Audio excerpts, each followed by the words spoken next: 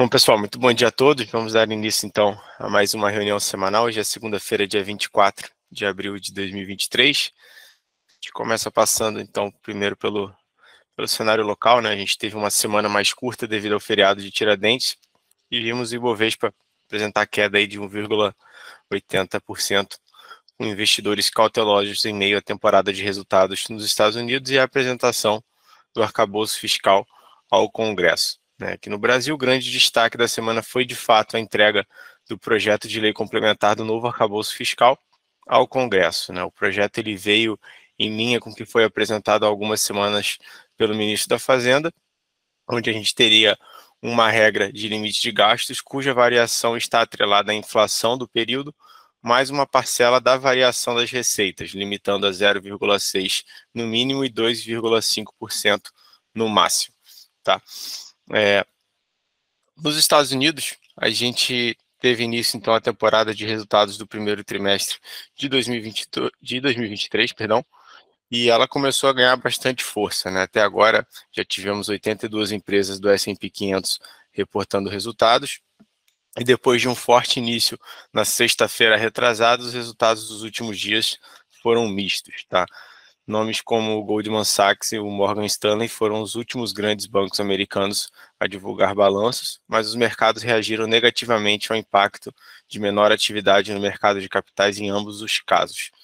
Por outro lado, os bancos regionais apresentaram números melhores do que o esperado, com o KRE, que é o principal ETF de bancos regionais lá nos Estados Unidos, subindo quase 3% até o fechamento de quinta-feira, enquanto os principais índices americanos acumulavam queda. Na China, os dados de atividade confirmaram que a recuperação econômica está em pleno vapor. O PIB do primeiro trimestre desse ano cresceu 4,5%, acima das expectativas do mercado. Além disso, a produção industrial e vendas do varejo também vieram acima do esperado, em 3,9% e 10,6%, respectivamente, na comparação anual, evidenciando que a China está em forte trajetória de recuperação. E, por fim, na Europa, o foco ficou por conta dos dados de inflação. A inflação núcleo da zona do euro de março se manteve em alta de 5,7%, apesar da inflação cheia ter desacelerado fortemente para 6,9%. E no Reino Unido, a inflação ao consumidor também caiu para 10,1%, mas ainda assim foi um patamar acima das expectativas do mercado. Tá? No cenário de índices imobiliários, o nosso IFIX, ele apresentou a segunda semana seguida de alta, subindo 1,17% na semana, onde a gente teve os FIIs de papel integrantes do IFIX com desempenho médio de mais 0,23% na semana, enquanto os FIIs de tijolo tiveram uma performance média de mais 1,82% na semana. Tá? E na parte de moedas, o dólar voltou a operar em alta, superando novamente a marca dos R$5, subindo 2,88% na semana passada e fechou cotado aí a R$5,05. Em semana onde o destaque foi a entrega do projeto de lei do novo arcabouço fiscal ao Congresso, o mercado acabou reagindo de forma negativa. Tá? Já o índice DXY, ele fechou a semana também, nesse caso, em leve alta, subiu 0,14%, com o mercado considerando um tom mais hawkish na última ata do FONC divulgada na semana passada. Tá? Em criptomoedas, a gente viu uma semana que tivemos um sell-off sustentado por uma visão de que a inflação continua resiliente e que os bancos centrais terão de seguir atuando para segurar o avanço dos preços e também pela repressão dos órgãos reguladores americanos sobre empresas de cripto. A Comissão de Valores Mobiliários dos Estados Unidos processou outra grande empresa de cripto por suposta falha no cumprimento de leis, ocasionando um forte movimento de realização nas principais criptomoedas. Com isso, o Bitcoin perdeu o patamar de $30 mil, recuando quase 10% na semana, enquanto o Ethereum caiu mais de 12%.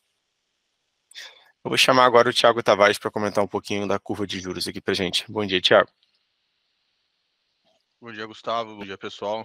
Estão trazendo informações aí para vocês sobre a curva de juros na semana curta aí que a gente teve por conta do feriado, né? Então, a gente teve uma queda, mesmo tendo uma queda firme ali no pregão ali de quinta-feira, com investidores realizando lucros ali diante de um cenário externo de recuo ali nos rendimentos dos principais títulos públicos globais.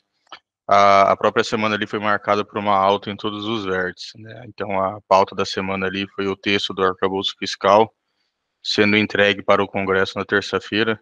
Então, aí, com isso, o mercado recebeu mal aí a proposta, e o que se observou nos últimos dias foi uma forte reação ali nas altas da taxa de juros, né? Então, o DI 24 ali teve uma alta na semana de 0,19%, o 25 ali, o DI 25 subiu 0,76%, já os vértices mais longos ali, o DI 27 subiu 1,83%, já o DI 29 e o DI 30 tiveram uma forte alta ali, o 29 subiu 2,32%, o DI 30 ali subiu um pouco mais que 2,3%, né? Não está aí no slide, mas ele teve uma forte alta. Então, na própria terça-feira ali, o Ministério da Fazenda, ele enviou a proposta formal ali para a criação do novo arcabouço fiscal, e o Congresso vai estar avaliando o texto, né? Então, para o mercado ali, o projeto, ele é muito dependente da evolução de receita, né? Então, ele deixa algumas dúvidas quanto à trajetória de gasto, e não esclarece ali a forma como as sanções ao seu crescimento serão impostas, né? Então, o que gera ali um ceticismo quanto ao efetivo grau de repressão ao limite ali do crescimento das despesas, né? Então, ao longo do dia, ao longo da semana ali, com a divulgação do texto do projeto da nova lei da regra fiscal, e embora o seu conteúdo principal ali já é de grande conhecimento do mercado, né? Então, alguns detalhes eles foram revelados, e o que chamou muita atenção foi no lado negativo, foi o índice de inflação usado para calcular, ali será o IPCA real de janeiro a junho, e um IPCA estimado de junho a dezembro, né? Então, esse IPCA estimado ali para o mercado é bastante negativo, porque usar estimativas em orçamentos, eles acreditam que o mercado reagiu aí a isso com uma forte alta na taxa de juros futura, né? Então, só trazendo essas informações para vocês.